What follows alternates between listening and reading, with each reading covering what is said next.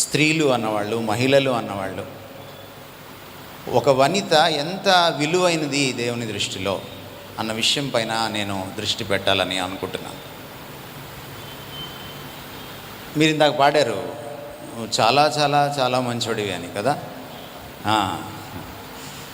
మరి అంత మంచోడు మిమ్మల్ని తక్కువగా చూడ్డు. కనుక మనం కొన్నిసార్లు పాటలు పాడేటప్పుడు పాట ఏం పాడుతున్నామో అన్న ఎరుకలో ఉండాలి, ఎందుకు పాడుతున్నామో అన్న ఎరుకలో కూడా ఉండాలి. మీరు చాలాసేపు చాలా చాలా చాలా మంచోడని పాడి చివరిలో బీట్ పెంచి ఫాస్ట్గా పాడి మీరు మెట్లు దిగి కిందకి వెళ్ళిన తర్వాత ఎందుకు మంచోడమ్మా అంటే చెప్పలేకపోయారు అనుకోండి, అదేమన్నా బాగుంటుందా? బాగుండదు. అంచేత మీరు దేవుణ్ణి ఆరాధించేటప్పుడు ఏం ఆరాధిస్తున్నారో అనే స్పృహలో ఉండాలి, ఎందుకు ఆరాధిస్తున్నారన్న స్పృహలో కూడా ఉండాలి. స్త్రీని చాలా అద్భుతంగా చేశాడు దేవుడు, ఒక అద్భుతమైన సృష్టి. ఎంత అద్భుతంగా చేశాడంటే పురుషులకు ఆవిడగా అర్థం కాదు, అంత అద్భుతంగా చేశాడు. మీ భర్తలను అడగండి, వాళ్ళు చెప్తారు. ఈ పురుషులకి ఈ ప్రపంచంలో అర్థం కానిది ఏదైనా ఉందంటే అది అమ్మాయే. అంత అద్భుతంగా చేశాడు మిమ్మల్ని దేవుడు. సో దేవుడు మనల్ని ఇంత అద్భుతంగా చేసినప్పుడు ఎంత అద్భుతంగా చేశాడో కూడా మనం తెలుసుకోవాలి. తెలుసుకున్నప్పుడు మనం ఆరాధించడానికి ఏదో గొప్ప పురికొల్పు అవుతుంది. దేవుడి విలువ మనకు అర్థమైనప్పుడు, దేవుడు ఎలాంటి వాడో మనకు అర్థమైనప్పుడు, దేవుడు ఎలా సృష్టించాడో కూడా మనకు అర్థమవుతుంది. ముఖ్యంగా మనల్ని ఎలా సృష్టించాడో మనకు అర్థమవుతుంది. మన విలువ తెలుసుకోవడానికి మరొక ప్రాముఖ్యమైన కారణం ఏమిటంటే, మనం చాలాసార్లు మన జీవితాన్ని వృధాగా చేసేస్తూ ఉంటాం. మన దేశంలో టైం పాస్ అంటారు, ఇతర దేశాల్లో వినపడదు అది.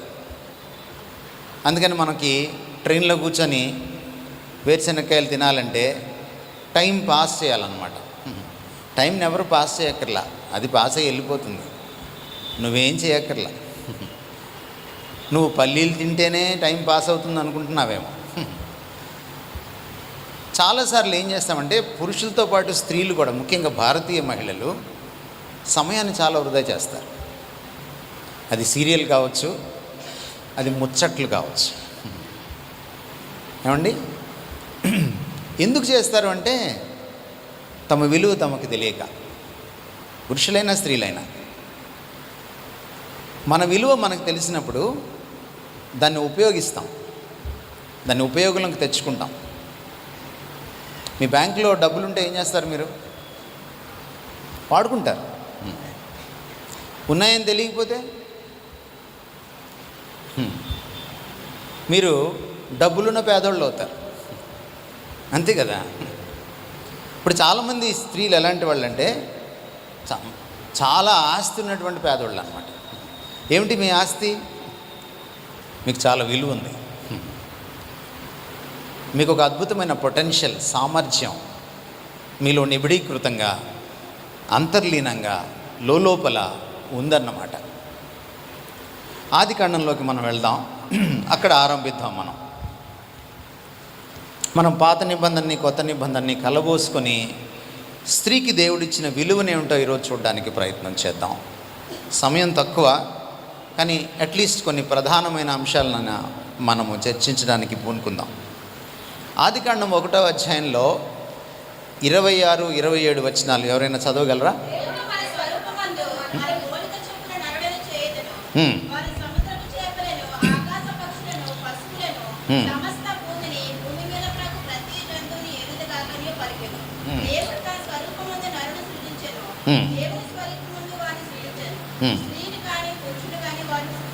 ఈ 27వ వచనం మీకు చాలా ప్రాముఖ్యమైన వచనం. మొదట చాలా జనరల్ స్టేట్మెంట్ ఇస్తున్నాడు. మోషే దేవుడు చెప్తే రాసినట్టు, మనిషిని దేవుడు తన పోలికలో సృజించినప్పుడు పురుషుణ్ణి స్త్రీని సమానంగా సృజించాడు తన పోలికలో. అంటే దీని అర్థం ఏమిటంటే పురుషుడు ఎంత దేవుని పోలికో స్త్రీ కూడా అంతే దేవుని పోలిక. ఇది మీకు వంటబట్టాలి ఈ సత్యం. నువ్వెవరు అని అంటే మనం చాలాసార్లు ఐశ్వర్య రాయ్తోటో పోల్చుకుంటూ ఉంటాం మనం. అలా పోల్చుకోకూడదు. అసలు మీరే పెద్ద ఐశ్వర్య. ఏమిటి మీ ఐశ్వర్యం? మీ ఐశ్వర్యం నువ్వు దేవుని పోలిక. ఇదే మీ ఐశ్వర్యం. ఇది మీకు అర్థమైతే మీరు ఎక్కువసేపు బ్యూటీ పార్లర్లో ఉండరు. లోపల బ్యూటీ అర్థమైనప్పుడు బయటి బ్యూటీకి పెద్ద విలువ ఉండదు. అంటే మిమ్మల్ని స్నానం చేయకుండా శుభ్రంగా రావద్దు ఇక్కడికి అనట్లేదు నేను. శుభ్రంగానే రావాలి, ఎబ్బెట్టుగా రాకూడదు, శుభ్రంగా ఉండాలి. అలాగని మీరు పెట్టుకున్న కమ్మలన్నీ తీసేయమని కూడా నేను అనట్లేదు. తీసేసిన వాళ్ళకి జోహార్లు, వాళ్ళు గొప్పవాళ్ళు. తీని వాళ్ళు కూడా గొప్పవాళ్ళే. ఎందుకంటే కమ్మలను బట్టో కమ్మలు లేకపోవడం బట్టే నీ గొప్పతనం రాదు.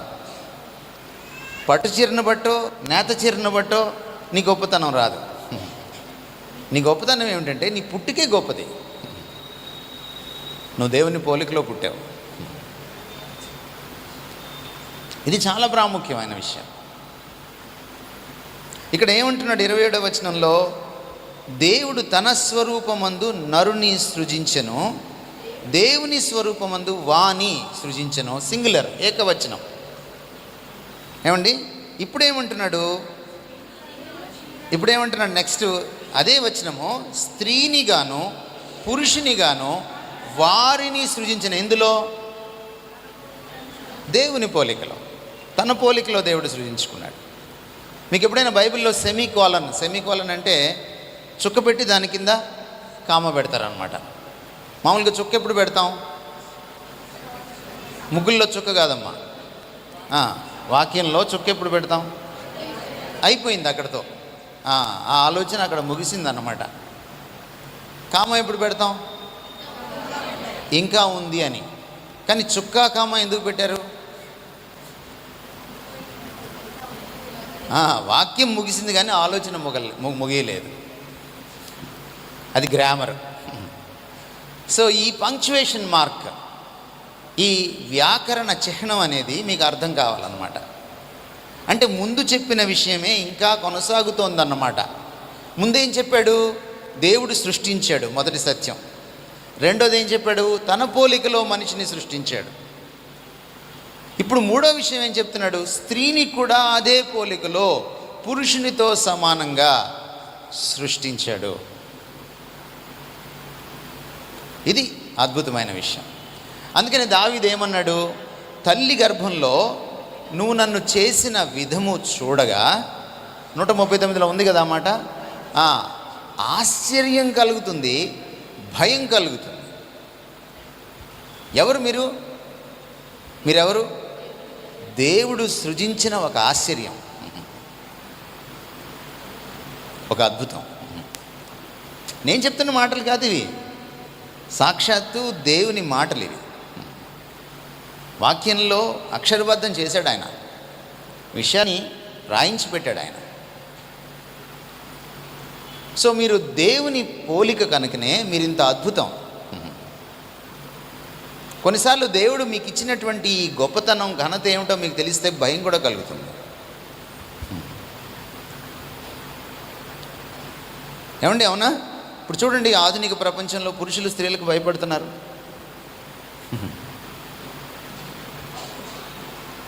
మరి మీరు అంతటి గొప్పవాళ్ళు కాదంటారా? కనుక మీకు చాలా ఉంది అన్న విషయం మీరు మొదట తెలుసుకోవాలి. దాంతో ఏం చేయాలో మధ్యాహ్నం చూద్దాం. దాంతో మీరు అంటే మీ ఇంట్లో కత్తి ఉంటే కూరగాయలు కోయచ్చు, మీ ఆయన పీగా కోయచ్చు అన్నట్టు మీకు చాలా ఉంది, దేవుడు మీకు చాలా ఇచ్చాడు. దాంతో మీరు ఏం చేస్తారు? దాంతో మీరు ఒక ఇల్లు కట్టగలరు, ఓ దేశాన్ని, ఓ రాజ్యాన్ని కోల్చగలరు కూడా. అంత సమర్థులు మీరు. అది మధ్యాహ్నం వద్దాం అక్కడికి. కానీ ముందు మీరు ఎంతటి గొప్పవాళ్ళో ఇప్పుడు చూద్దాం. ఏమండి? సో మీకేం అర్థమవుతుంది? నెక్స్ట్ టైం ఎవరైనా నువ్వెవరు అని అంటే నేను దేవుని పోలిక అని మీరు చెప్పగలగాలి. నువ్వెవరు అని అంటే నేను దేవుడు సృజించిన ఒక అద్భుతం. ఇది మీరు మొదట చెప్పుకోవాలి. ఎందుకంటే మన సంస్కృతిలో స్త్రీ సెకండ్ రేటెడ్ సిటిజన్ అన్నట్టుగా, పురుషుడి కంటే కొంచెం ఆవిడ ఎలాగైనా తక్కువేలే, ఎంత చేసినా తక్కువేం కాదు, నువ్వు సమానమే పురుషుడితో. ఏ విషయంలో సమానం? నేరాలు ఘోరాలు చేసే విషయంలో కాదు. ఇప్పుడు సమానత్వం ఎక్కడి దాకా వచ్చిందంటే, ఒకప్పుడు స్త్రీల పేర్లు ఉండేవి కాదు నేరాలు ఘోరాల్లో. ఇప్పుడు స్త్రీల పేర్లు కూడా, ఒకప్పుడు కోడల్ని చంపిన అత్త అంతవరకే ఉండేది, అంతకు మించి నేరం ఎక్కడ లేదు. కానీ ఇప్పుడు భర్తను చంపిన భార్య. సమానత్వం అంటే అది కాదు. నేను మధ్యాహ్నం మీకు వివరిస్తాను సమానత్వం గురించి. విలువలో సమానత్వం, సామర్థ్యంలో సమానత్వం, గౌరవంలో సమానత్వం. విలువ ఉంటే గౌరవించాలి కదా, విలువ ఉంటే గౌరవించాల్సిందే కదా. ఇద్దరు ఒకే విలువగా దేవుడు సృజించితే ఇద్దరికి సమానమైన గౌరవం ఇవ్వాల్సిందే. కనుక మీరు దేవుని అద్భుతమైన సృష్టి కనుక విలువలోనూ, సామర్థ్యంలోనూ, గౌరవంలోనూ మీరు పురుషులతో సమానులు. చాలామందికి బైబిల్ ఒక పురుషాధిపత్య పుస్తకంలాగా కనిపించింది. చాలామంది కమ్యూనిస్టులు, స్త్రీవాదులు ఈ బైబిల్ని అపార్థం చేసుకున్నారు. చాలామంది పాశ్రములు కూడా అపార్థం చేసుకుని వాళ్ళు ఆయన కంటే ఎక్కువ లైక్లు వస్తున్నాయి ఇప్పుడు యూట్యూబ్లో. ఆశ్రమ్ గారికి వాళ్ళు ఆయన కంటే ఎక్కువ మాట్లాడుతున్నారు. గమనించండి, ఒక విషయం గమనించండి. సమానత్వం అంటే అది కాదు. ఇప్పుడు మా ఆయన ఎస్పి బాలసుబ్రహ్మణ్యం కాబట్టి నేను కూడా సుశీల్ అయిపోతానంటే కుదరదు. అవుతుందా? కుదురుతుందా? ఏమ్మా? అది కాదు సమానత్వం. కాబట్టి దేవుడు నిన్ను పిలుస్తాడు. ఎందుకంటే నీకు ఇంత విలువ ఇచ్చినప్పుడు నిన్ను కూడా వాడుకుంటాడు కదా ఆయన. దేవుడు దేన్ని వృధాగా సృష్టించడు, దేన్ని వృధాగా సృష్టించడు. ఈరోజు మనం వస్తువులు చూడండి, ఈ మైక్ కావచ్చు, ఈ పోడియం కావచ్చు, నా చేతిలో ఉన్నటువంటి ఐప్యాడ్ లేకపోతే ఈ సెల్ ఫోన్ కావచ్చు, ఆ ఫ్యాన్ కావచ్చు, అక్కడ ఉన్న స్పీకర్స్ కావచ్చు, ఆ కెమెరా కావచ్చు, ఏది వృధా పోవట్లా మనం సృష్టించుకున్నవి. మనకంటే కొన్ని కోట్ల రెట్లు ఎక్కువ అద్భుతమైన సృష్టికర్త ఆయన. శూన్యం నుంచి సృష్టించగలిగిన అద్భుతమైన సృష్టికర్త. కనుక నువ్వు దేవుని చేతి పని అయితే నువ్వు ఖచ్చితంగా ఏదో సాధించడానికే పుట్టావు, ఒక ప్రయోజనంతో పుట్టావు. కనుక ఈ విలువ అనేది దేనికోసమో, ఒక గొప్ప ప్రయోజనం కోసమే, వృధా పోవడానికి కాదు. అందుకే నేను ఇందాక చెప్పాను మీకు, మీ విలువ మీకు తెలిస్తే మీరు కాలాన్ని వృధా చెయ్యరు. మన దేశంలో కాలం ఎలా వృధా పోతుందంటే ముచ్చట్ల వల్ల పోతుందన్నమాట. అది అంత ముచ్చటైన విషయం కాదు. ఏమిటది? ముచ్చటించుకోవడం, అమ్మలక్కల ముచ్చట్లు అంత ముచ్చటైన విషయం ఏమీ కాదు. సో అంచేత ఇది చాలా చాలా ప్రాముఖ్యమైన విషయం. మీరు చూడండి, ఇంకొంచెం కిందకు వచ్చి చూస్తే అదే అధ్యాయంలో ఆయన మీకు ఇచ్చిన విలువ మరింత మీకు కనపడుతుంది. అక్కడ చూడండి, దేవుడు అతనిని అని లేదు. అంటే పురుషుడితో సమానంగా నిన్ను కూడా ఆశీర్వదించాడు. గమనించండి, ఈ ఆశీర్వాదం అనే మాట చాలా ప్రాముఖ్యమైన మాట. మనం చాలాసార్లు పాస్టర్ గారిని ఎత్తించేయాలనుకుంటాం. మనం పాస్టర్ గారు ఆశీర్వదిస్తే ఏమవుద్దో నాకు తెలియదు, కానీ దేవుడు ఆశీర్వదిస్తే మొత్తం అది నిజంగా ఆశీర్వాదమే.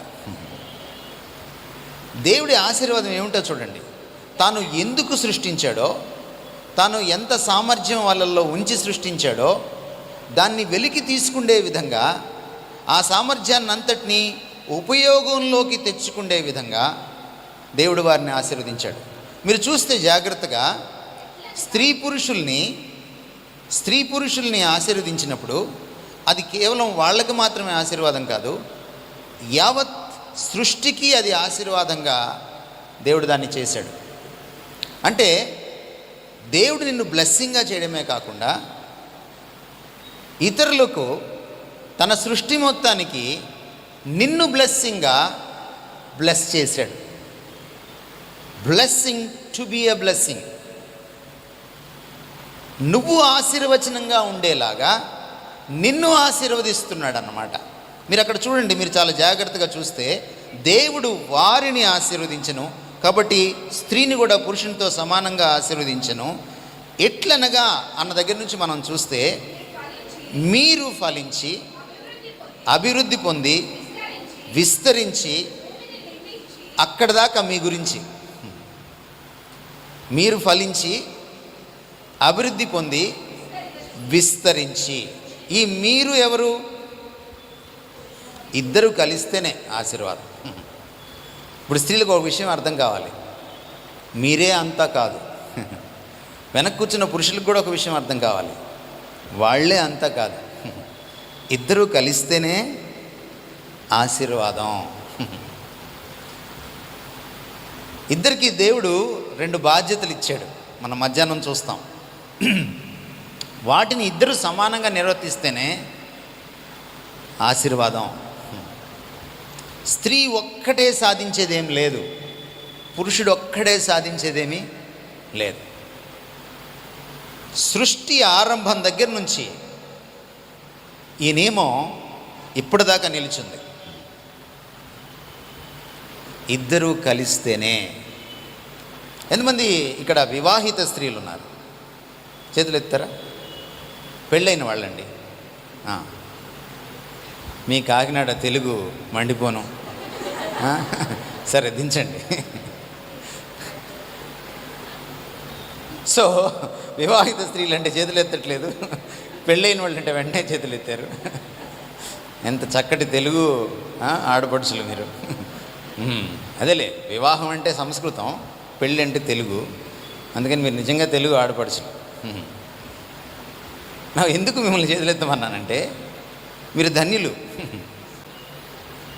వారిని అని రాయిపోతే మీ ఆయన అందులో లేడు.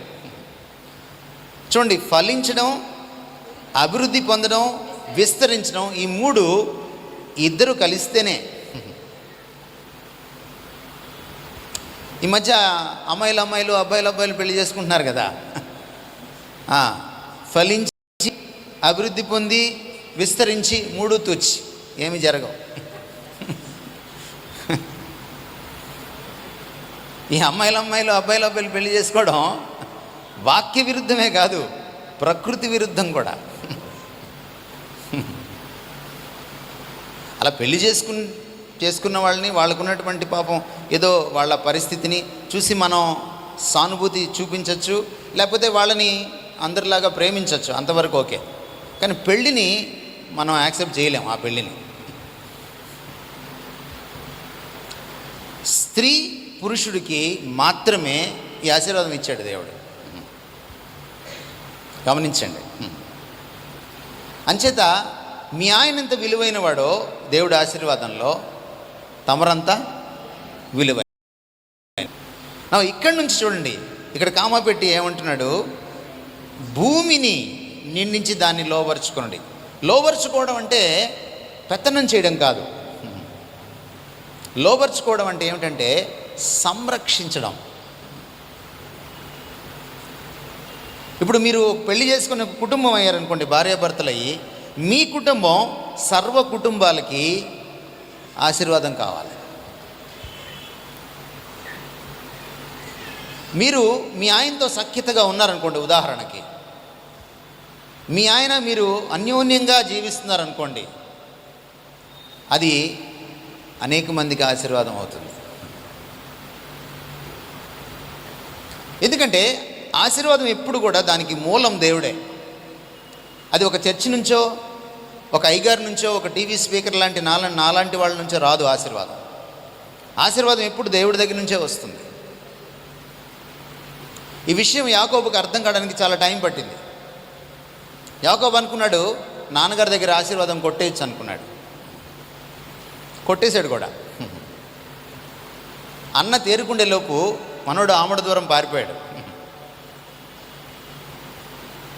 కానీ తర్వాత తన బ్రతుకు ప్రయాణంలో తనకు అర్థమైంది, ఆశీర్వాదం కొట్టేసిన వాడు గమ్మత్తు ఏమిటంటే మళ్ళీ దేవుణ్ణి పట్టుకొని ఆశీర్వాదం కోసం పెనుగులాడాడు. మన దేవుడు ఎంత మంచోడంటే ఆయన ప్రశ్నించకుండా, దెప్పి పడవకుండా యాకోబుని ఆశీర్వదించాడు. అంత మంచోడు. మీరు అంతకన్నారు కదా ఆయన చాలా మంచోడని. అదే నాలంటోడైతే ఏంటంటే, మరి మొన్న ఏంటి కొట్టేసి వచ్చావు కదా మళ్ళీ అడుగుతున్నావేంటి అని అడుగుండేవాడిని. నేను దేవుడు అంత మంచోడిని కాదు, కానీ ఆయన చాలా మంచోడు. యాకోబుకి అర్థమైంది ఏమిటంటే, అరే ఇలా కొట్టేస్తే ఆశీర్వాదం రాదు, జాగ్రత్త. మీరు అప్పుడప్పుడు హైదరాబాద్కో ఎక్కడికో వెళ్తుంటారు కదా ఆశీర్వాదాల కోసం, ఆశీర్వాద ఉపవాస కూడికలకి వెళ్తుంటారు మీరు. కొన్నిసార్లు వాళ్ళకి ఏదో డబ్బులు పంపిస్తే మీకు వస్తాయి అనుకుంటుంటారు. ఇవన్నీ పిచ్చి పనులు అన్నమాట. యాకోబుని చూసి నేర్చుకోండి. దేవునితో పెనుగులాడండి, దేవునితో గడపండి, దేవునికి దగ్గర అవ్వండి, దేవుణ్ణి హత్తుకోండి. ఆశీర్వాదం ఆయన దగ్గర నుంచే వస్తుంది. ఆశీర్వాదాలకి మూలం ఆయనే.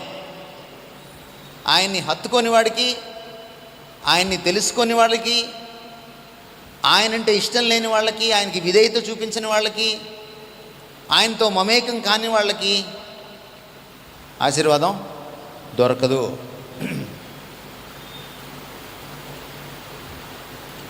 ఈరోజు మన దేశంలో కొంతమంది కుబేర్లు ఉన్నారు. పేర్లు చెప్తే బాగుండదు. కుబేర్లకి కొడుకులు ఉన్నారు, కూతుర్లు ఉన్నారు.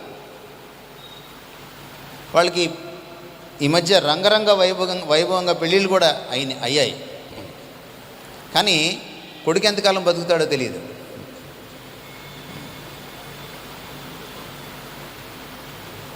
ఆశీర్వాదం ఉన్నట్ట లేనట్ట. పాస్టర్లు మీకు ఈరోజు ఏం చెప్తున్నారంటే, కారు ఉంటే, బంగ్లా ఉంటే ఆశీర్వాదం, అమెరికా సంబంధం వస్తే ఆశీర్వాదం. దేవుడు లేని బ్రతుకులో ఆశీర్వాదం ఉండదు. అందుకని మీ దాంపత్య జీవితంలో దేవుడు ఉండాలి, మీ కుటుంబ జీవితంలో దేవుడు ఉండాలి. దేవుని బట్టే మీరు మీ భర్తకు సహకరించాలి, సాయం చేయాలి, ఆయనకు మీరు తల వంచాలి. దేవుని బట్టే మీ భర్త మిమ్మల్ని ప్రేమించాలి, మిమ్మల్ని ఆలించాలి, లాలించాలి, పాలించాలి. నా ఈ ఆశీర్వాదం ఎలా ఫ్లో అవుతుందంటే, దేవుడి దగ్గర ఆరంభమైన ఆశీర్వాదం మీకొచ్చి మిమ్మల్ని ఆశీర్వదించి అక్కడ ఆగిపోవట్లేదు. అది ఈ వచనం మనం చదివితే అక్కడి నుంచి యావత్ సృష్టికి అది ప్రవహిస్తోంది. అంటే దేవుడు సోర్స్ ఆఫ్ బ్లెస్సింగ్ అయితే మీరు channels of blessing. Source of blessing అయితే మీరు ఛానల్స్ ఆఫ్ బ్లెస్సింగ్. అంటే దేవుడు ఆశీర్వాదానికి మూలమైతే మీరు ఆశీర్వాదానికి మాధ్యమం అయ్యారనమాట. ఇప్పుడు నేను మాట్లాడుతున్నాను, ఒక మాధ్యమం ద్వారా ఇది మీకు పెద్దగా వినపడుతుంది. ఈ మైక్, ఆ స్పీకర్ ద్వారా మాట నా దగ్గర నుంచి వస్తుంది, కానీ ఈ మాధ్యమం ద్వారా మీకు చేరుతుంది. ఆశీర్వాదం కూడా అంతే, అది దేవుడి దగ్గర నుంచి వస్తుంది. మీరు బ్లెస్ అవుతూ ఇతరులకి బ్లెస్సింగ్గా ఉంటారు. ఎప్పుడైతే మీరిద్దరూ ఆశీర్వాదానికి నోచుకుంటారో, భార్యాభర్తలు ఇరువురు, మీ పిల్లలకి ఆశీర్వాదం, మీ బంధుమిత్రులకు ఆశీర్వాదం, మీ చుట్టుపక్కల వారికి ఆశీర్వాదం. ఎప్పుడైనా గుర్తుపెట్టుకోండి, దైవ ఆశీర్వాదం అది ఎప్పుడు స్వార్థంగా ఉండదు. దేవుడిచ్చే ఆశీర్వాదం ఎప్పుడు స్వార్థంగా, మనం సంపాదించుకుంటాం, ఒక లేబుల్ వేస్తాం, దేవుడు నన్ను ఆశీర్వదించాడని. మన సాక్ష్యాలు ఎలా ఉంటాయి? చర్చిలో చెప్పే సాక్ష్యాలన్నీ ఇయే కదా. నాకు యాక్సిడెంట్ అయింది, దేవునికి స్తోత్రం, హల్లెలూయా ఎప్పుడైనా అన్నారా మీరు? మీ సాక్ష్యాలు అలా ఉండవు. మా అబ్బాయికి సీట్ వచ్చింది, మా అమ్మాయికి అమెరికా సంబంధం వచ్చింది, నేను ఇల్లు కట్టుకున్నాను. మీరు పాత నిబంధన చదవండి. ఇప్పుడు మనకిచ్చే ప్రతి దాంట్లో పేదవాడికి కూడా లేనివాడికి కూడా పాలు ఉంటుంది. నువ్వు పంట కోసుకొని బండిలో వేసుకొని, పనులు కట్టుకొని బండిలో వేసుకొని ఇంటికి వెళ్తుంటే ఓ 2 పనులు ఒకవేళ కింద పడిపోతే దాన్ని తీసుకోవద్దు అన్నాడు దేవుడు. అది పేదవాడికి వదిలేయి అన్నాడు. కొంతకాలం అంటే ఒక కాలం వచ్చినప్పుడు పంట వేస్తావు కోస్తావు, పంట వేస్తావు కోస్తావు. ఒక కాలం వచ్చినప్పుడు వద్దు వదిలేయి అన్నాడు దేవుడు. ఎందుకంటే అడవి జంతువులు వచ్చి తింటాయి అన్నాడు. నీ పొలం అడవి జంతువులకు కూడా ఆశీర్వాదం. ఇక్కడ ఏమంటున్నాడు? మిమ్మల్ని బట్టి భూమి ఆశీర్వాదం పొందాలి.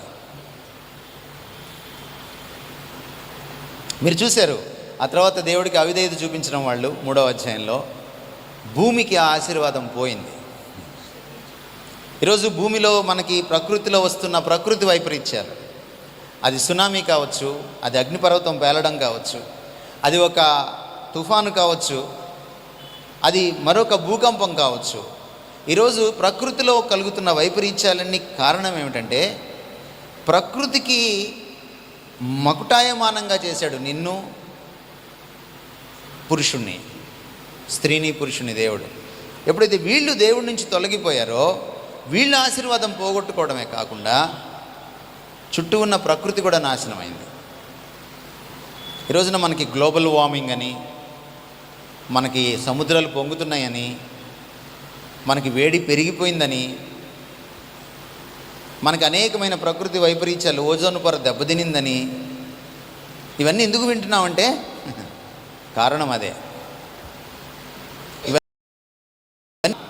ఇవన్నీ ఉదాహరణలు, మనం ఆశీర్వాదం కోల్పోయామని. గమనించండి, మీరు ఆశీర్వాదానికి పురుషుడితో సహా సమానంగా నోచుకున్న వాళ్ళు. అయితే మీరొక్కరి ద్వారానే ఆశీర్వాదం రాదు. మీరు కలిసినప్పుడు పురుషుడితోటి ఇద్దరూ కలిసి అడుగులు వేసినప్పుడు ఆశీర్వాదం సొంతమవుతుంది. మీరు ఇతరులకు కూడా ఆశీర్వాదం కావడానికి వీలవుతుంది. ఇంకా చూడండి, ముందుకు వెళ్ళి చూస్తే మీరు ఏలుడి అంటున్నాడు ఆయన. ఉందా మాట? ఏలమంటున్నాడా? ఎవరు ఏలాలండి? ఏలుడి. మీకేమర్థమైంది తెలుగు? కాకినాడ వాళ్ళకి ఏలుడి అంటే మీరు అందరినీ అండి అంటారు, అది ప్రాబ్లం, అందుకే మీకు అర్థం కాలేదు. తెలుగులో ఏకవచనం బహువచనం అని 2 ఉంటాయి. ఒకడుంటే ఏకవచనం, ఇద్దరుంటే బహువచనం. మీరు ఒకరిని కూడా ఏమంటారు? అండి, ఏమిటండి, మీరు అంటారు. అందుకని మీకేంటంటే ఏక మనిషిని బహువచనంతో పిలవడం మీకు కాకినాడ వాస్తవ్యులకి, మీరు మరీ మర్యాదస్తులు కాబట్టి మీకు బైబిల్ అర్థం కాదు. కనుక మీరు ఇక్కడ అర్థం చేసుకోవాల్సింది ఏంటంటే, ఏలుడి అంటే కేవలం ఆదాము గారు, ఏలండా ఆదాము గారు అని చెప్పట్లేదు ఆయన. హవ్వగారు ఏలండమ్మ అని చెప్పట్లేదు. ఎందుకంటే దేవుడు కాకినాడ వాస్తవ్యుడు కాదు. ఆయన ఏమంటున్నాడంటే ఇద్దరినీ కలిపి ఏలండి అంటున్నాడు. ఇప్పుడు ఏలుబడి ఎవరిది? తమరొక్కరిది కాదు. అప్పుడప్పుడు మన దేశంలో ఒక సామెత వినపడుతుంది, భర్తను కొంగున ముడివేసుకుందండి ఆవిడ అని. సాధారణంగా కొంగులో ఏం పెట్టుకుంటారు ఆడవాళ్ళు? డబ్బులు, కొంచెం పెద్దోళ్ళు అయితే దీపతాళాలు. ఇంకా ఆవిడ మహాతల్లి అయితే భర్తను కూడా అందులో పెట్టేస్తుంది. అలా వద్దు అంటున్నాడు అనమాట. భర్త ఏలుతుంటే నువ్వు పక్కన నిలబడాలి, అప్పుడు నువ్వు కూడా వెళ్తావు. అంతేగాని సుబ్బారావు నీకు తెలియదు పక్కన ఉండంటే సుబ్బమ్మకి చాలా కష్టం. ఏమండి, విలువ ఉంది, కానీ ఆ విలువని మనం జాగ్రత్తగా కాకపోతే ఇక్కడ సత్యం ఏమిటంటే మనకి ఆదికాండంలో కనపడుతుంది, మీరు పరిపాలించే స్థాయిలో ఉన్నారు. ఎవరు? మహిళమణులు. మీరు ప్రపంచాన్ని పరిపాలించగలరని మొదటి పేజీ బైబిల్ చెప్తోంది. పరిపాలన అంటే ఏముండాలి? దానికి ఏముండాలి? జ్ఞానం ఉండాలి. వండర్ఫుల్. ఇంకేముండాలి? ఇంకేముండాలి? అధికారం ఉండాలి. ఏముండాలి? అధికారం ఉండాలి. ఈవీఎం అధికారం కాదు, ఈవీఎం ద్వారా వచ్చిన అధికారం కాదు. ఇది అసలు సిసలు అధికారం. అర్థమైందా? కొంతమంది దొడ్డిదారిని వస్తారు అధికారంలోకి, ఆ అధికారం కాదు. చాలామంది మహిళామణులు వాళ్ళ భర్తను తోసేసి దొడ్డిదారిని వస్తారు అధికారంలోకి, ఆ అధికారం కాదు. దేవుడిచ్చిన అధికారం. గమనించండి, స్త్రీకి దేవుడు అధికారం ఇచ్చాడు ఏలడానికి. అయితే అక్కడ రెండు విషయాలు జ్ఞాపకం చేసుకోవాలి. ఒకటి, ఈ అధికారం భర్త పక్కన ఉంటేనే, అలాగే భర్తకు కూడా వర్తిస్తుంది. మీరు ఏలండి, నువ్వు ఏలు అనలేదు. చాలా ప్రాముఖ్యమైన విషయం. మీ ఏలుబడి ఎక్కడ ఆరంభం అవుతుంది చెప్పగలరు నాకు? మహిళామణులు, సోదరీమణులు, ఏమండి, ఎక్కడ ఆరంభం అవుతుంది మీ ఏలుబడి? మా ఆయనతో స్టార్ట్ అవుద్ది అంటున్నారా? మీ కుటుంబంతో స్టార్ట్ అవుతుంది. మొదట భార్యాభర్తలు పిల్లల్ని ఏలాలి. పిల్లల్ని సరిగా పరిపాలించగలిగితే మీరు తర్వాత, అందుకనే బైబిల్లో ఏముందంటే, నువ్వు సంఘాన్ని ఏలకముందు నీ ఇంటిని నువ్వు ఏలాలి. ఉందా లేదా? ఇంటి దగ్గర స్టార్ట్ అవుద్దండి మీ ఏలుబడి, 4 గోడల మధ్యలో. సరిగా ఉందా నీ ఏలుబడి? అది 4 గోడలు దాటుతుంది. అది బయట సమాజానికి, ఇక్కడ సంఘానికి ఆశీర్వాదం అవుతుంది. చాలామంది ఈరోజు ఇక్కడ మాట్లాడేసేయాలనుకుంటున్నారు. చాలామంది వచ్చి యూట్యూబ్లో పాటలు పాడేయాలనుకుంటున్నారు, మహిళామణులే. కానీ ఇంటి దగ్గర ఏలుబడి ఎలా ఉంది? కొన్ని సంఘాలు ఉన్నాయి, చర్చిలో వాళ్ళని మాట్లాడినెవరు? ఎవరిని? మహిళామణుల్ని. గమ్మత్తు ఏంటంటే ఇంటి దగ్గర వాళ్ళ ఆయన్ని మాట్లాడినెవరు?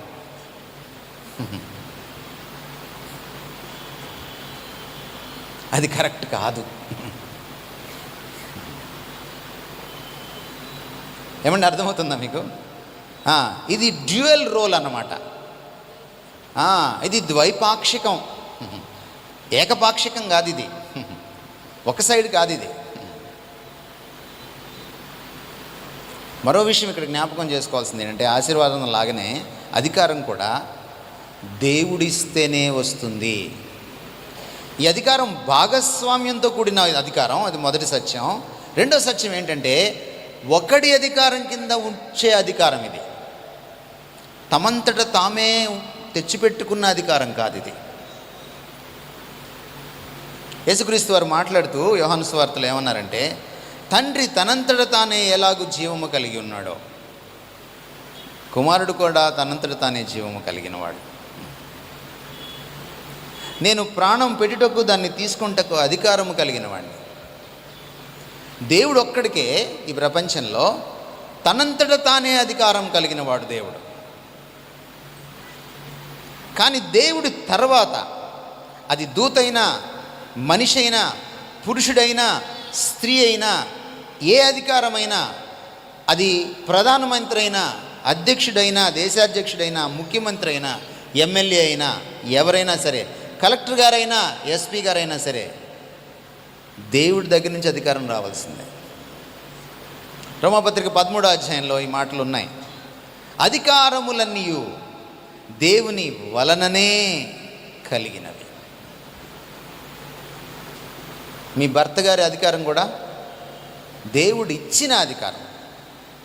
భార్య గారి అధికారం కూడా దేవుడు ఇచ్చిన అధికారం. ఇదే హవ్వగారు మర్చిపోయారు. హవ్వగారు ఇదే మర్చిపోయారు. 3వ అధ్యాయంలోకి రండి ఒకసారి. 3వ అధ్యాయంలోకి వచ్చినప్పుడు హవ్వగారు పడిపోయిన ఒక విషయం, అంటే చాలా విషయాలకు పడిపోయింది ఆవిడ విండో షాపింగ్ చేస్తూ ఉంది. ఆ పండు అని చూస్తూ ఉంది. ఇంకా కొనలేదు. అపవాది వచ్చి ఒకరోజు కొనిపించేశాడు, అయిపోయింది, తినిపించేశాడు కూడా. అక్కడ అపవాది ఆవిడతో మాట్లాడిన మాటల్ని 3వ అధ్యాయంలో ఒక్కసారి మీరు చూడండి.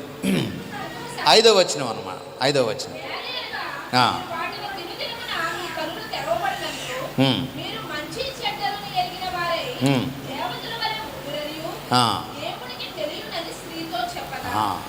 అంటే స్త్రీకి ఏం చెప్పాడంటే ఆయన, నువ్వు దేవుడిలాగా అవుతావు, దేవుడు అంతటి అధికారం నీకు వస్తుంది. ఆల్రెడీ స్త్రీ పురుషులకు అధికారం ఇచ్చాడా? సృష్టిని పరిపాలించడానికి ఆల్రెడీ ఇచ్చున్నాడు. సరిపోలేదు దేవుడికి. ఈ చెట్టును చూసినప్పుడు మీరు చాలాసార్లు అడుగుతుంటారు కదా, చెట్టు ఎందుకు పెట్టాడు అని. ఇప్పుడు మీకు తెలుస్తుంది చెట్టు ఎందుకు పెట్టాడు. చెట్టు ఎందుకు పెట్టాడంటే నీ పైన ఒకడు ఉన్నాడని చెప్పడానికి పెట్టాడు. పాపం చేయడానికి పెట్టలా చెట్టుని. చెట్టు వల్ల ఎవరు పాపం చేయరు. అపవాది చెట్టు లేకుండానే పాపం చేశాడు. ఒకవేళ చెట్టు ఉన్నా లేకపోయినా పాపం చేయగలం. కానీ చెట్టు ఎందుకు పెట్టాడంటే, ఇన్ని చెట్ల ఫలాల్ని నువ్వు తినచ్చు, నువ్వు యథేచ్ఛగా స్వేచ్ఛగా తినచ్చు, కానీ ఈ ఒక్క వృక్ష ఫలాన్ని నువ్వు తినకూడదు. ఒక ఆన పెట్టాడు, ఒక ఆజ్ఞ వేశాడు, ఒక గిరి గీశాడు, జవదాటొద్దన్నాడు. ఎందుకంటే వాళ్ళు ఉదయం లేచి ఆ తోటలో సంచరించినప్పుడు ఆ చెట్టు చూసినప్పుడల్లా వాళ్ళకి జ్ఞాపకం రావాల్సింది ఏంటంటే, మా పైన ఇంకొక అధికారం ఉంది. అర్థమవుతుందండి మీకేం నేనేం చెప్తున్నాను? మా పైన ఇంకొక అధికారం ఉంది. నువ్వు ఇప్పుడు అపవాది వచ్చి ఏం చెప్తున్నాడంటే, వాడు ఎక్కడ మోసగించాడంటే, ఈ చెట్టు కూడా దీని ఫలం కూడా నువ్వు తినేస్తే ఇక ఆ తేడా కూడా ఉండదు. అవును, నువ్వు సృష్టి అంతటిని పరిపాలించగలవు అవ్వా, కానీ నీకొక సత్యం తెలీదు. నువ్వు దేవుడు అంత అధికారం లేదు నీకు. ఇప్పుడు ఆయన కింద పని చేయాల్సిందే నువ్వు. ఈ దేశంలో ఒక దేశ అధ్యక్షుడు, ఒక దేశ ప్రధానమంత్రి కూడా రాజ్యాంగం అధికారం కింద పనిచేయాల్సిందే. అల్టిమేట్ అధికారం దేశాధ్యక్షుడికి కూడా లేదు, రాజ్యాంగం కింద పనిచేయాల్సిందే. ఈవెన్ సుప్రీం కోర్టు కూడా రాజ్యాంగానికి లోబడి తీర్పులు ఇవ్వాల్సిందే. చట్టానికి, ఐపీసీకి, సిఆర్పిసికి లోబడి తీర్పులు ఇవ్వాల్సిందే.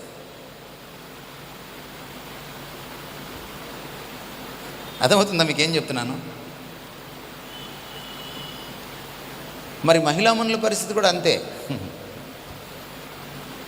భర్తల పరిస్థితి కూడా అంతే. భర్తలు అధికారాన్ని తమ భార్యల పైన చెలాయించేటప్పుడు ఒకటి జ్ఞాపకం పెట్టుకోవాలి, తమ పైన ఒక దేవుడు ఉన్నాడు. భార్యలు భర్తలకి లేనప్పుడు ఒక విషయం జ్ఞాపకం పెట్టుకోవాలి, దేవుడే భర్తను నా పైన అధికారిగా పెట్టాడు కాబట్టి నా భర్తకి అవిధేయత చూపించడం, నా దేవుడికే అవిధేయత చూపించడం. ఎందుకంటే అధికారములన్నీ ఆయన నుంచే వస్తాయి. ఆయన కలుగు చేయని అధికారం అంటూ లేదు. సో భర్తను ధిక్కరించడం దేవుణ్ణి ధిక్కరించడం, భార్యను అణిచివేయడం దేవుని పోలికను అణిచివేయడం.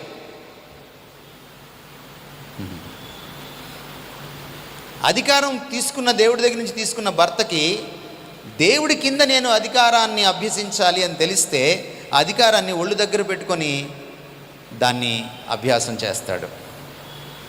ఆ అధికారం క్రింద నిరంకుశత్వం ఉండదు, నియంతృత్వం ఉండదు. స్వేచ్ఛ, సంరక్షణ ఉంటుంది. అలాగే భార్య కూడా నేనెందుకు నా భర్తకి లోబడాలి అని అనుకున్నప్పుడు భర్త పైన దేవుడు ఉన్నాడు, ఈ భర్తను నా పైన నియమించినవాడు ఆయన, నేను ఆయన్ని ధిక్కరించినట్టు అవుతుంది. ఈరోజు నేను నా ముఖ్యమంత్రిని ధిక్కరిస్తే నా దేవుణ్ణి ధిక్కరించినట్టు. ఈరోజు నేను ఒక టీచర్ని అయితే మా ప్రిన్సిపాల్ని ధిక్కరిస్తే నా దేవుణ్ణి ధిక్కరించినట్టు. మీరు సంఘస్థులైతే పాస్టర్ గారిని ధిక్కరిస్తే దేవుణ్ణి ధిక్కరించినట్టు. పిల్లలు తల్లిదండ్రులను ధిక్కరిస్తే దేవుణ్ణి ధిక్కరించినట్టు. అలాగే భార్య భర్తను ధిక్కరిస్తే దేవుణ్ణి ధిక్కరించినట్టు. ఈ 3 అధ్యాయాలు ఆదికాండంలో మనం కలబోసుకొని చూసినప్పుడు మనకు అర్థమయ్యేది ఏమిటంటే, దేవుని అధికారం క్రిందే తమరికి అధికారం. భర్త అయినా, భార్య అయినా, స్త్రీ అయినా, పురుషుడైనా. ఎప్పుడైతే హవ్వ పండు తినిందో, మళ్ళీ మొదటి అధ్యాయంలోకి రండి. ఈ అధికారం ఉందేమో చెప్పండి నాకు. మీరు భూమిని ఏల్తారు, మీరు ప్రకృతిని ఏల్తారు. అంతకుముందు ఆదాము ఏం చేశాడు? 2వ అధ్యాయంలో మీరు చూస్తే ప్రతి జంతువుని పిలిచి పేర్లు పెట్టాడు. ఇప్పుడు కొన్ని జంతువులు పేర్లు చెప్తే భయపడుతున్నాడు. ఎందుకు తేడా ఏంటి? దేవుని అధికారం క్రింద ఉన్నప్పుడు ప్రకృతిని పాలించగలిగారు. దేవుని అధికారం క్రిందకి బయటకు వచ్చేసినప్పుడు ధిక్కరించి ఈరోజు ప్రకృతి అలవి కావట్లా. అందుకని పేపర్లో ఏం పడుతుంది? తుఫాన్ రాగానే ప్రకృతి విలయతాండవం చేసింది అంటారనమాట. చదువుతారు మీరు పేపర్లు చదవరు కదా, సీరియల్లో చూస్తారు అనుకుంటా. పేపర్ కూడా చదవండి అప్పుడప్పుడు, కాస్త భాష వస్తుంది, కాస్త ప్రపంచం తెలుస్తుంది. మీరు ముచ్చట్లలో కూడా ఆ వంటలక్కకి ఏమైందని కనుక్కుంటారు తప్ప ఎదురింటి కామాక్షి అక్క ఎలా ఉందో కనుక్కోరు. అది కదా మీ సమస్య. ఈ ఊహా ప్రపంచంలో ఉండడానికి ఎక్కువ ఇష్టపడతారు. కాబట్టి ప్రకృతిని పరిపాలించేటువంటి పరిస్థితి ఈరోజు పోయింది మనకి.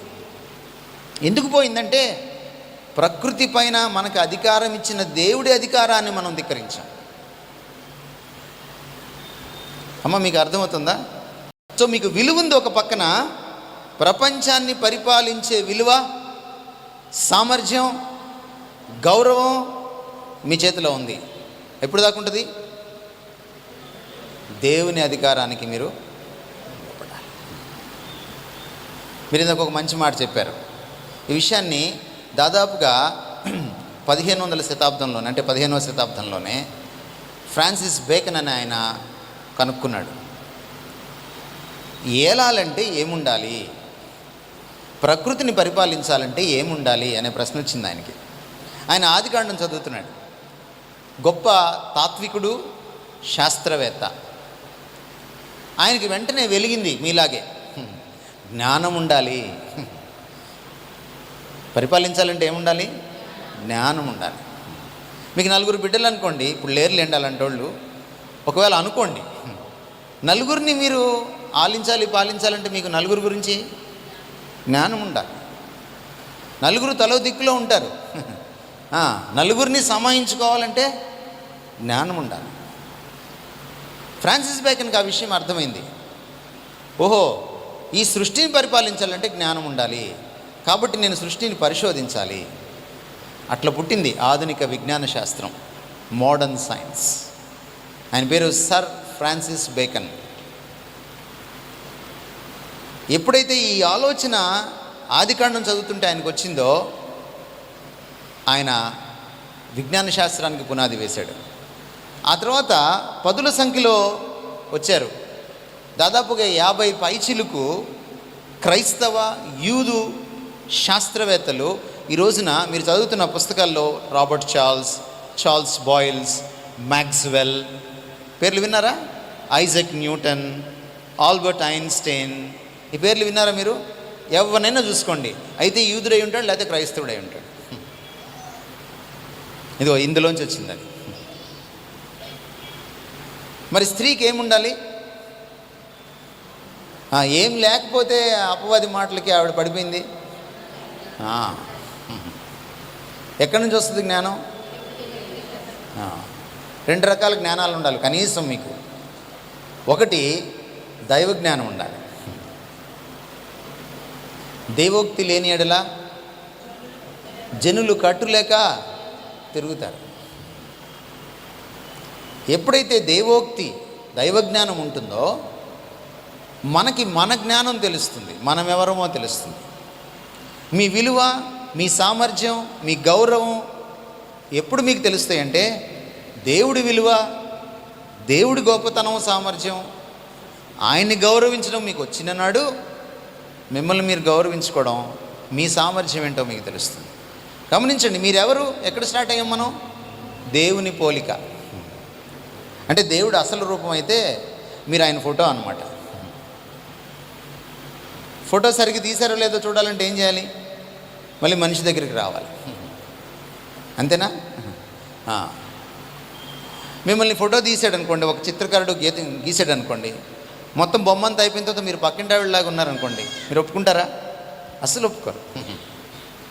ఎక్కడో అమెరికాలో అమ్మాయిలాగా ఉండాం ఒప్పుకుంటారు, కానీ పక్కింటి ఆవిడైతే అస్సలు ఒప్పుకోరు కదండి. మీకంటూ ఒక విలువ, ఆత్మగౌరవం ఉంది.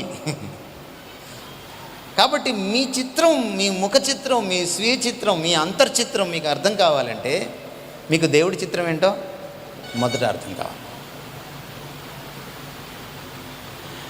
దేవుడి చిత్రం ఎక్కడ దొరుకుతుంది? ఏ ఊర్లో, ఏ బజార్లో దొరుకుతుంది? చాలా బాగా చెప్తున్నారు మీరు వాక్యం చదవాలని. మిమ్మల్ని అడుగుతున్నాను, ఎంతమంది నిజంగా చదువుతారో చేతులు ఎత్తండి. ప్రతిరోజు చదివేవాళ్ళు ఏమ్మా? చాలా సంతోషం.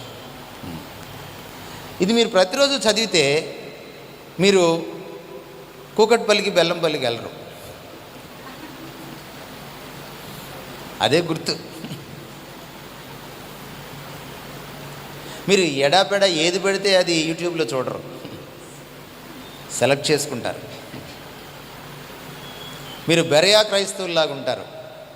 పౌలు చెబుతున్నది అలాగూ ఉన్నదో లేదో అని. అలా ఉన్నారా మీరు? బెరయా క్రైస్తవులాగా ఉన్నారా? సమరయ క్రైస్తవులాగా ఉన్నారు? సమరయులకు కూడా ఒక ప్రత్యేకత ఉంది. అమ్మ, మీకు తెలియని దాన్ని మీరు ఆరాధిస్తారు, మీకు వాక్యం తెలియదు అన్నాడు యేసు ప్రభు యోహాను సువార్త 4:22లో.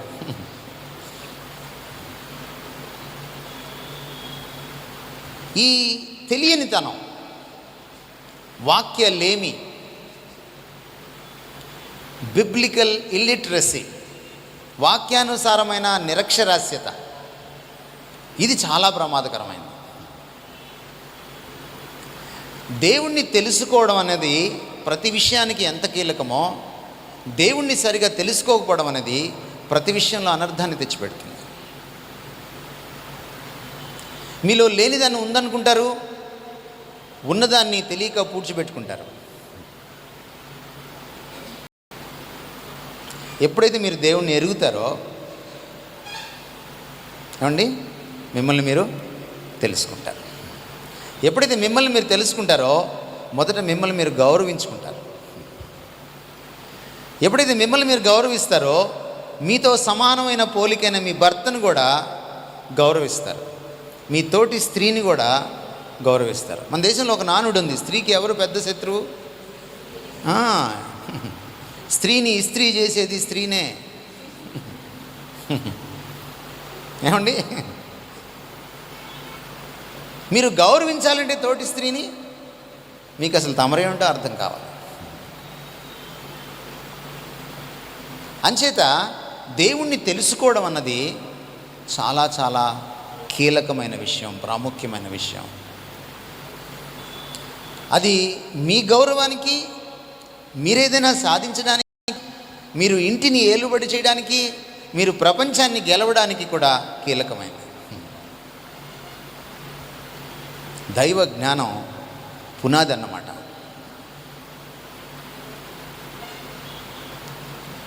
యూట్యూబ్ చూడడం చాలా సులభం. దాన్ని ఆన్ చేసుకుని వంటగదిలో మీరు కూరగాయలు కోసుకుంటూ ఉంటారు.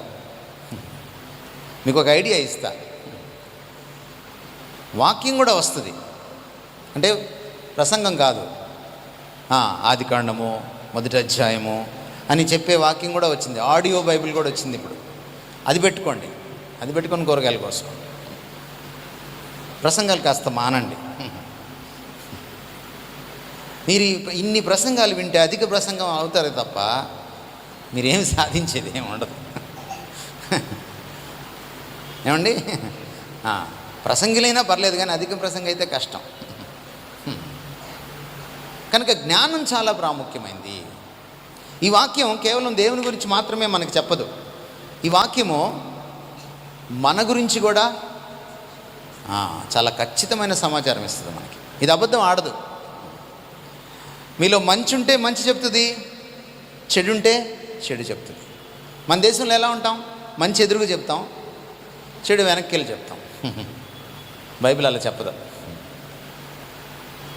ఇక్కడ ఈ బైబిల్ దగ్గరికి వస్తే మీ అద్దం లాంటిది అన్నమాట. ఇది మీ ముఖ చిత్రాన్ని, మీ అంతర్చిత్రాన్ని, మీ లోపలి మనిషి యొక్క చిత్రాన్ని కూడా ఇది మీకు ఉన్నదున్నట్టుగా చూపిస్తుంది. మీ బలాల్ని మీకు చెప్తుంది, మిమ్మల్ని ప్రోత్సహిస్తుంది. మీ బలహీనతలను కూడా మీకు చెప్తుంది, మిమ్మల్ని జాగ్రత్త పరుస్తుంది, సరిదిద్దుకోవడానికి హెల్ప్ చేస్తుంది. అందుకని ఇది చదవడం చాలా కీలకం.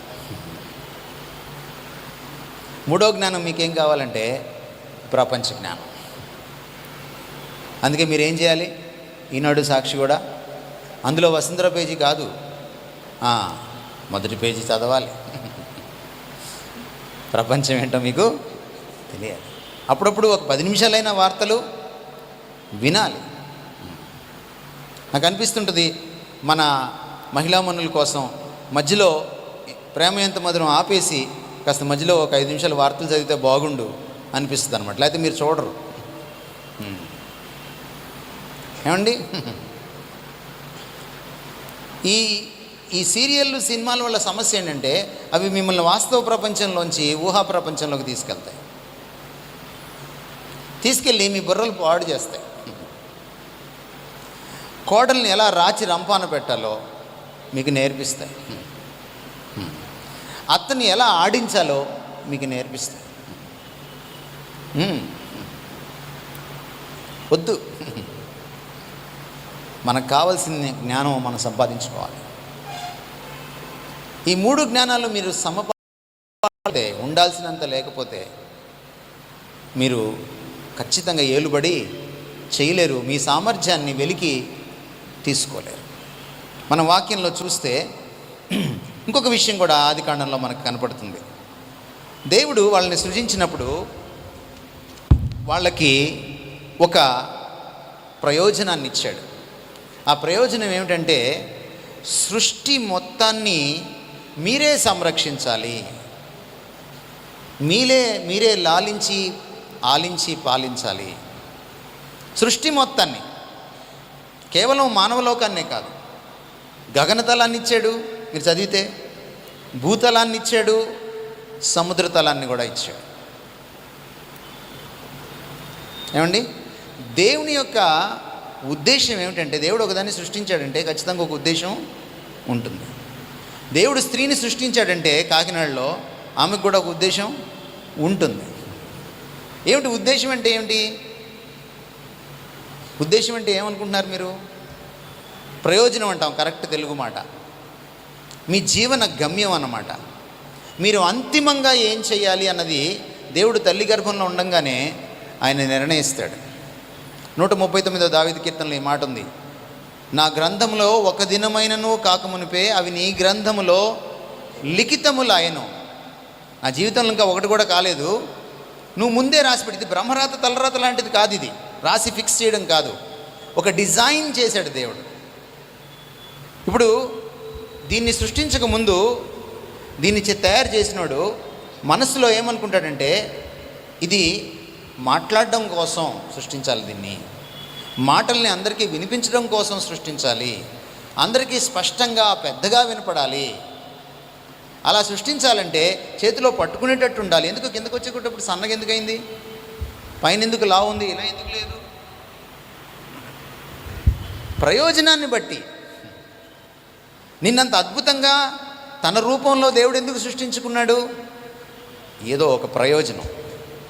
ప్రతి పురుషుడికి ఒక ప్రయోజనం ఎలా ఉంటుందో ప్రతి స్త్రీకి కూడా ఒక ప్రయోజనం అంటే మనం ఏదో ఉద్యోగం చేయడం కాదు, మనం ఏదో 4 రాళ్ళు వెనకేయడం కాదు. దేవుడు ఈ భూమి మీద నువ్వు ఏం సాధించాలని ఆశిస్తున్నాడో అది నీ ప్రయోజనం. ఏమంటే అర్థమవుతుందా మీకు నేనేం చెప్తున్నాను? కాబట్టి మనకు ఆదికాండం చదివినప్పుడు మనకు అర్థమయ్యేది ఏమిటంటే ఈ ప్రయోజనం చేయడానికి కూడా మళ్ళీ ఒక్కళ్ళకి ఇవ్వలేదు, అది ఇద్దరికి కల్పించాడు. అంటే నీ భర్త ప్రయోజనం భార్య ప్రయోజనం ఒకటే అవుతుందన్నమాట. భర్త ఒక పక్క, భార్య ఇంకో పక్క కాదు. ఇద్దరూ కలిసి చేయవలసింది. కాబట్టి మీరు సామర్థ్యం, దేవుణ్ణి తెలుసుకున్నారు, మిమ్మల్ని మీరు తెలుసుకున్నారు, మీ సామర్థ్యం, విలువ, గౌరవం మీకు అర్థమైంది. ఇప్పుడు మీకేం అర్థం కావాలంటే దీంతో నేను ఏం చేయాలి ప్రభువా? ఇంగ్లీష్లో ఒక మంచి సేయింగ్ ఉంది, what you are is God's gift to you. What you are is God's gift to you. What you do with it is your gift to God. What you do with it is your gift to God. నువ్వు ఏమై ఉన్నావు, నీ సామర్థ్యం ఏమిటి, నీ గొప్పతనం ఏంటి, నిన్ను ఎలా సృష్టించాడు దేవుడు, అది దేవుడు నీకు ఇచ్చిన వరం, బహుమానం. దాంతో నువ్వు ఏం సాధిస్తావో అది దేవుడికి నువ్విచ్చే వరం, బహుమానం. మీకు చెప్పనా, ఆరాధనలో పెద్ద ఆరాధన ఏమిటో తెలుసా?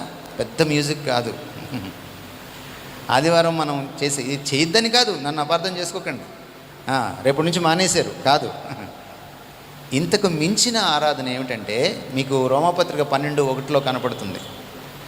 మీకు దేవుడిచ్చిన దాన్ని సజీవ యాగంగా ఆయన చేతిలో పెట్టాలి. అది ఉత్తమంగా, అనుకూలంగా ఉండాలి ఆయనకి, మీకు కాదు. అది పరిశుద్ధంగా ఉండాలి ఆయనకి, మీకు కాదు. ఆయన దృష్టిలో పరిశుద్ధమైంది, ఆయన దృష్టిలో ఉత్తమమైంది, ఏమండి, ఆయన దృష్టిలో అనుకూలమైంది, సంపూర్ణమైంది. అది దేవుని చిత్తం. ఏమిటి దేవుని చిత్తం? మీకు ఒక ప్రయోజనం ఆయన సృష్టించాడు. సజీవ యాగం అన్న దగ్గర కూడా ఆయన రాసిన మాటలు మీరు చూడండి, 1వ వచనంలో,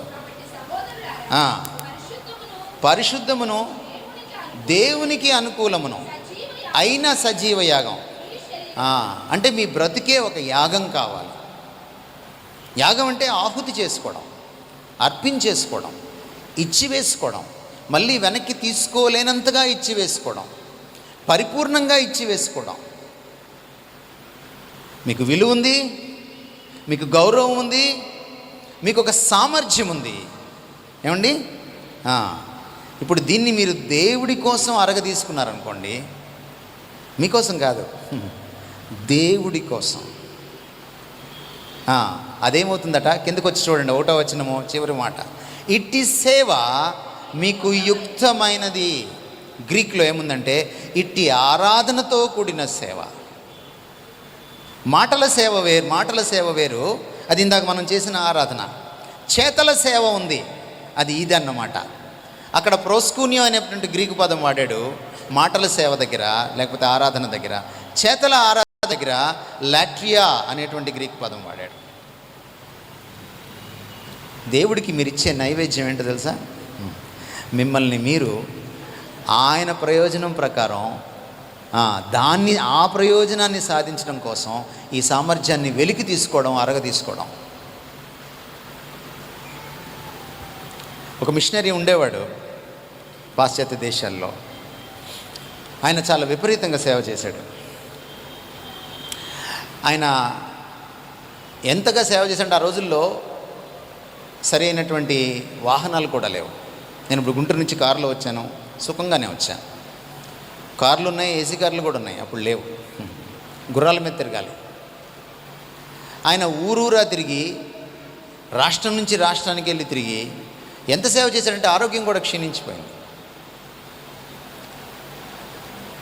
బయటకు వెళ్ళి ఆయన తన ప్రసంగాలతో అనేకులు మారుమనసు పొంది క్రీస్తు తట్టు తిరగడానికి ఒక గొప్ప ఉపకరణంలాగా దేవుని చేతిలో గొప్ప పనిముట్టుగా వాడబడ్డాడు. చివరికి ఆయన స్నేహితులు ఏమన్నారంటే, అరే ఆరోగ్యం చెడిపోతుంది, ఇంకా ఎందుకు ఈ తపన, చాలులే నువ్వు చేసింది అని అన్నారు. అప్పుడు ఆయన ఒక మాట అన్నాడు, అరే తుప్పు పట్టడం కంటే అరిగిపోవడం మేలురా అన్నాడు. ఏమన్నాడు? తుప్పు పట్టడం కంటే అరిగిపోవడం మేలు. దేవుడిచ్చిన సామర్థ్యాన్ని వాడకపోతే ఏమవుతావు? నువ్వు తుప్పు పడతావు. నువ్వు తుప్పు పట్టిన మహిళగా మిగిలిపోతావో, దేవుడి చేతిలో అరిగిపోయినటువంటి మహిళగా మిగిలిపోతావో, అది నీ ఇష్టం. అది నీ చేతుల్లోనే ఉంది. నువ్వు దేవుడి చేతిలో పడ్డావా, నీకే ఆశీర్వాదం కాదు, నిన్ను బట్టి ప్రపంచం మొత్తానికి ఆశీర్వాదం. ఈ సెల్ ఫోన్ ఎవరు సృష్టించారు? ఎవరు? మనిషేనా? ఎవరి చేతిలో ఉంది ఇది? మనిషి చేతిలో. దీన్ని తీసుకెళ్ళి కోతి చేతిలో పెట్టండి, దీనికి ఏమైనా ప్రయోజనం ఉంటుందా? దీని ప్రయోజనం ఎప్పుడు నెరవేరుతుంది? దీనికి చాలా ప్రయోజనాలు ఉన్నాయి కదా. దూరంగా ఉన్న వాళ్ళతో మాట్లాడుకోవచ్చు, చర్చికి వెళ్ళకుండానే చర్చికి అటెండ్ అవ్వచ్చు కదా.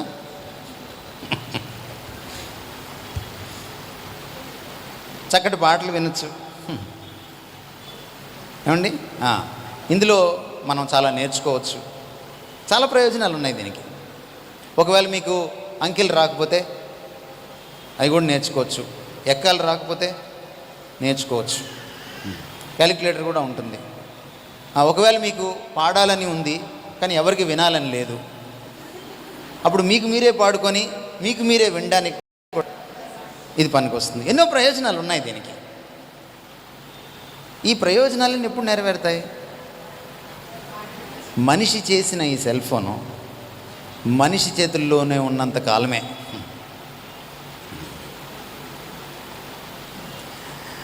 నిన్ను దేవుడు ఒక అద్భుతమైన సామర్థ్యంతో సృష్టించాడు. తన పోలికలో, పురుషునితో సమానంగా. నీలో అద్భుతమైన సామర్థ్యం, గౌరవం, విలువ ఉంది. ఇవన్నీ ఎప్పుడు నెరవేరుతాయి? వాటికి ఒక ఎప్పుడు విలువ వస్తుంది? దేవుడు ఏ ప్రయోజనంతో నిన్ను సృష్టించాడో ఆ ప్రయోజనం నెరవేరాలి. తమరి ఆ కళలు, ఆడవాళ్ళకి చాలా కళలు ఉంటాయి, మగవాళ్ళకి కూడా అన్ని కళలు ఉండవు. నాకు అప్పుడప్పుడు కళలు వస్తాయి, చాలా తక్కువ వస్తాయి నాకు కళలు. నేను లేచేటప్పటికే అవి ఆవిరైపోతాయి, గుర్తుండవు. కానీ ఆడవాళ్ళ కళ్ళు ఉన్నాయి అనుకోండి, వాళ్ళు లేవంగానే అందరిని కూర్చోబెట్టి నాకు కళ వచ్చిందని చెప్తుంటారు. మీ కళ కాదు, మిమ్మల్ని సృష్టించిన దేవుడి కళ మీ జీవితంలో నెరవేరాలి. కళ అంటే ఆయన కూడా నిద్రపోయి కళలు కంటాడు అనుకుండారు. ఆయనకు ఒక ప్రణాళిక, ఆయనకు ఒక ఉద్దేశం, ఆలోచన, ప్రయోజనం మీ మీద ఉంది. అది ఎప్పుడు జరుగుతుంది? మీరు ఆయన చేతిలో ఉండాలి. మిమ్మల్ని తన పోలికలో సృష్టించుకున్న దేవుని చేతిలో మీరు పనిముట్టుగా ఉన్నప్పుడు, అరిగిపోయినప్పుడు అందరికీ మీరు ఆశీర్వాదం అవుతారు. ఏమంటే అర్థమవుతుందా నేనేం చెప్తున్నాను? సో మీరేం చేయాలి? దేవుడి సన్నిధిలో కూర్చొని, చర్చికి వస్తున్నారు, బాగుంది, పాటలు పాడుతున్నారు, బాగుంది, వాక్యం వింటున్నారు, బాగుంది, ప్రార్థన చేస్తున్నారు, బాగుంది. మీరు సొంతగా ఇంటి దగ్గర ఎంతసేపు చేసుకుంటారు ప్రార్థన? సొంతగా ఒక్కళ్ళే, కుటుంబ ప్రార్థన కాదు. ఒక గంట సేపు ప్రార్థనలో ఉంటాను, చేతులెత్తండి. దేవుడితో చాలా తక్కువ మంది చేతులు ఎత్తారు. ఎందుకు తక్కువ మంది ఎత్తారు చేతులు?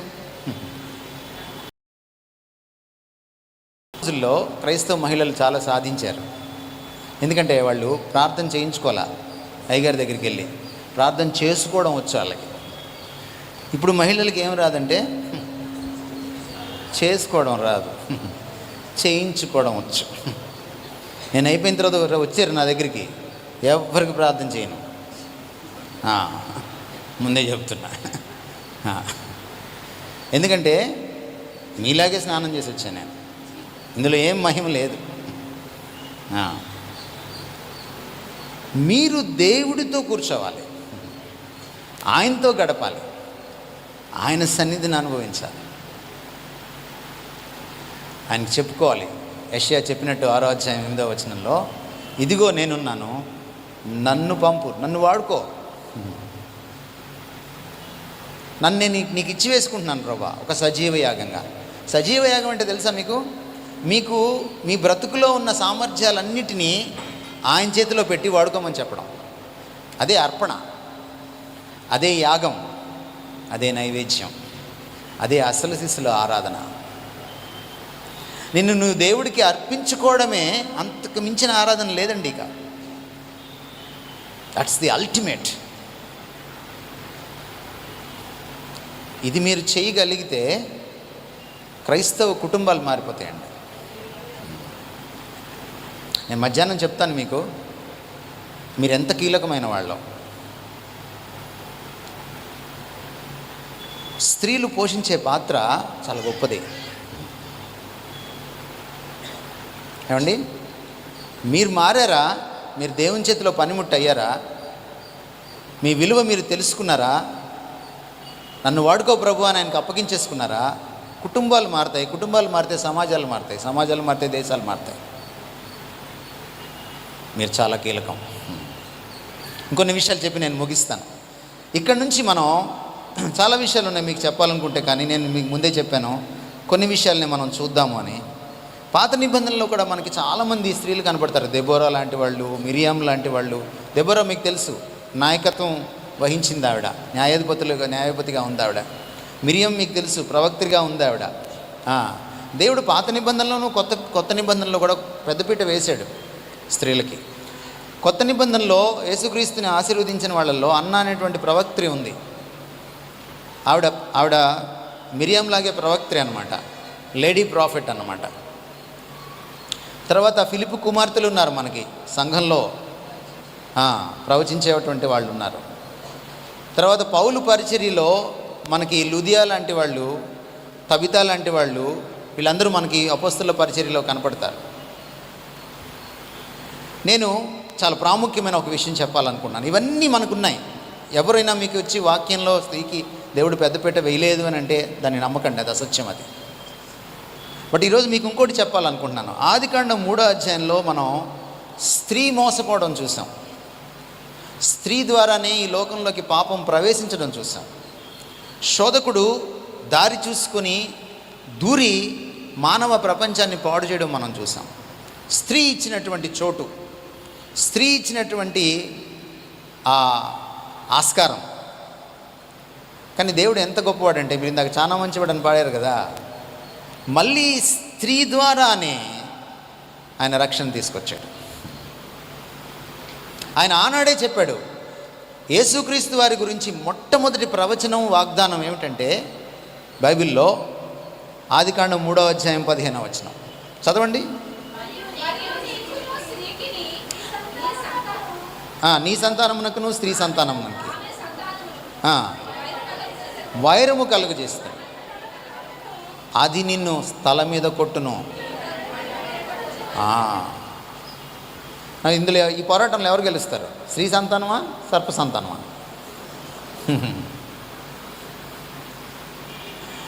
ఏ అపవాది వచ్చి స్త్రీని మోసగించాడో ఆ అపవాదిని స్త్రీ ద్వారా ఆయన ఓడిస్తాడు.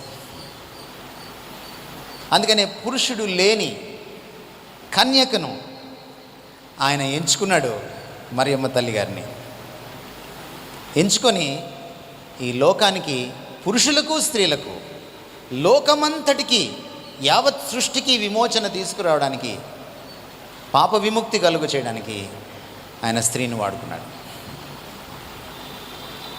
స్త్రీని ఎంత స్థాయికి ఎత్తాడో చూడండి. మొదట స్త్రీని పురుషుడి స్థాయిలో కూర్చోబెట్టి దేవుడు తాను సృష్టికర్త, తాను పరిపాలకుడైతే తన పక్కన స్త్రీకి ఒక కుర్చీ, పురుషుడికి ఒక కుర్చీ వేసి పరిపాలించమంటే ఆ కుర్చీని పోగొట్టుకుంది స్త్రీ తన పాపం వల్ల, తన అవిధేయత వల్ల. దేవుడి స్థానం కావాలనుకుంది,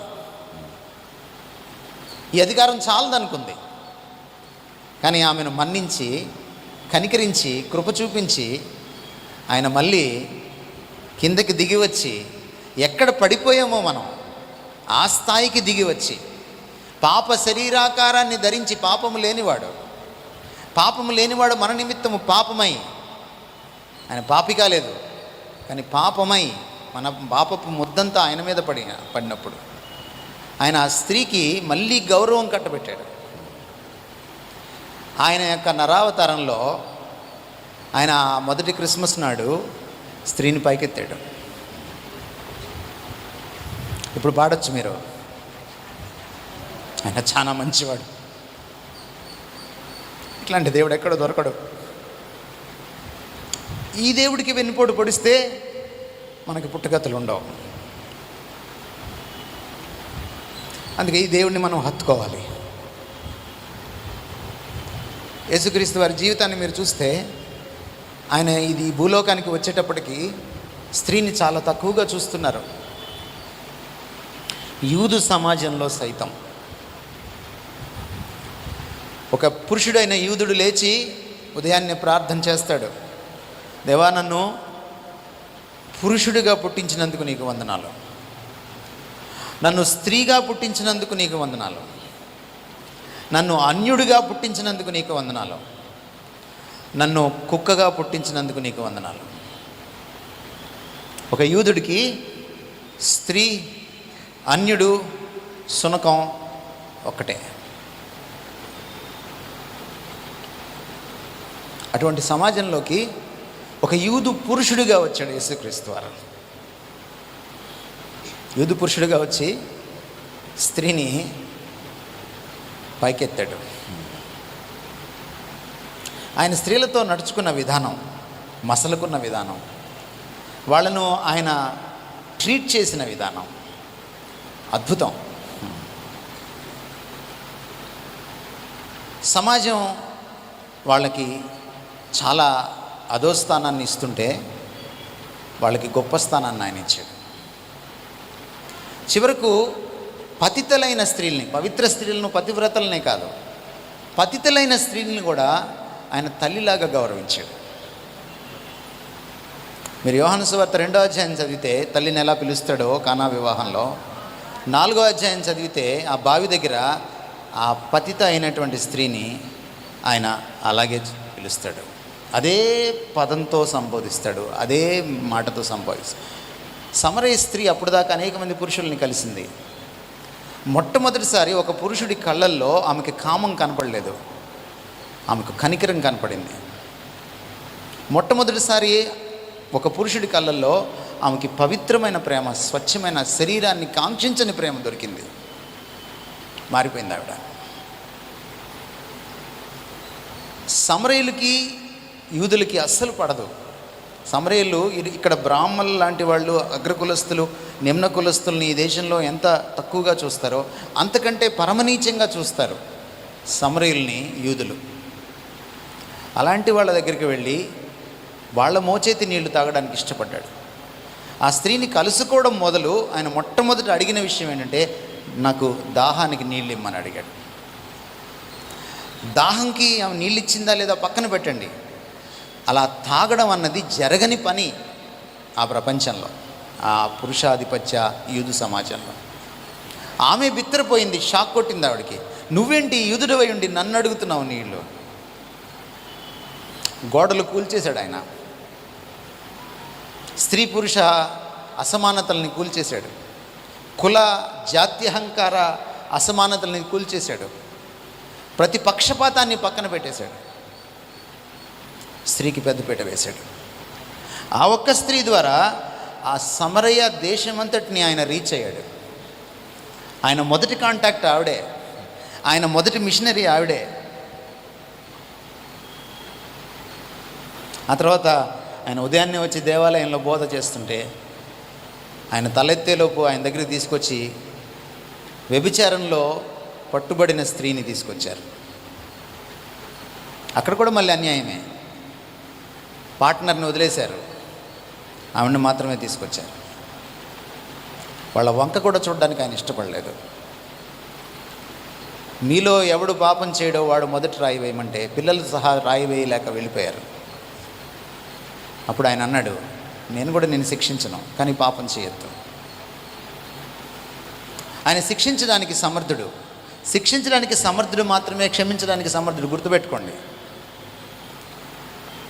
ఎప్పుడైనా ఒకసారి ఆయన పక్షవాయువు గలవాడిని, నీ పరుపునెత్తుకొని వెళ్ళు, నువ్వు ఇంటికి వెళ్ళు, నీ పాపాలు క్షమించబడ్డాయి అన్నప్పుడు చుట్టూ ఉన్నటువంటి మత పెద్దలందరూ గుసగుసలాడింది ఏమిటంటే, గొణుక్కున్నది ఏమిటంటే, తిట్టుకున్నది ఏమిటంటే, పాపాలు క్షమిస్తానంటున్నాడు ఈయన దేవుడా? ఎవడు పాపాలు క్షమించగలడు? పాపాన్ని శిక్షించగలిగిన వాడే పాపాన్ని క్షమించగలడు. ఆ తర్వాత పాపానికి శిక్ష చెల్లించిన వాడైనా. ఈయనకొక్కడికే అధికారం ఉంది పాపాన్ని క్షమించడానికి. ఆ స్త్రీని, ఆమె తప్పు చేసింది, కానీ ఆమెను ఆయన ఇంటర్వ్యూ చేయలే. ఆయన మాత్రమే మిగిలిపోయారు. ఏం చేసావు, ఎందుకు చేసావు, ఎలా చేసావు అడగలా, వాట్సాప్లో పెట్టలా. నీ ఆంతరంగిక జీవితాన్ని గౌరవించే దేవుడు ఒకటే మాట అన్నాడు, నిన్ను శిక్షించను, కానీ ఇంక మీదట పాపం చేయొద్దు. ఆమెను కూడా అమ్మ అనే పిలిచాడు. తల్లిని ఎలా పిలిచాడో అలాగే పిలిచాడు. యేసుక్రీస్తు వారు ట్రీట్ చేసే విధానం, స్త్రీలకు ఆయన వేసిన పెద్దపీట అత్యద్భుతం.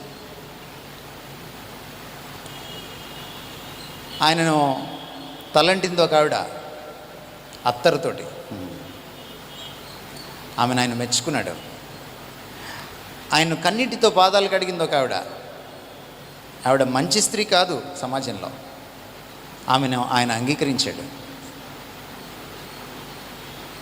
ఎవరిని ఆయన పెద్దపీట వేయలేదు, వాళ్ళ పాపాన్ని వెనకేసుకురాలేదు ఆయన, కానీ మనిషిని ప్రేమించాడు, మనిషిని మనిషిగా ప్రేమించాడు, స్త్రీని స్త్రీగా ప్రేమించాడు. ఆయన ఆమెకిచ్చే విలువ ఇచ్చాడు. ఎందుకంటే ఆయన ఒక్కడే వాళ్ళ బ్యాక్గ్రౌండ్ ఏదైనా, వాళ్ళ క్యారెక్టర్ ఏదైనా, వాళ్ళని దేవుని పోలికగా చూశాడు. ఈ సమాజంలో ఈరోజు ఇక్కడ కూర్చున్న వాళ్ళు, ఈ మైక్ ద్వారా వింటున్న వాళ్ళు, రేపు యూట్యూబ్లో వినేవాళ్ళు కూడా తెలుసుకోవాల్సింది ఏంటంటే, స్త్రీలు స్త్రీలని, స్త్రీలని పురుషులు, పురుషుల్ని స్త్రీలు, పురుషుల్ని పురుషులు పోలికలుగా, దేవుని పోలికలుగా చూసి గౌరవించాలి. పరిశుద్ధ దేవుడు పంపెను నిన్ను పరిశుద్ధుడిగా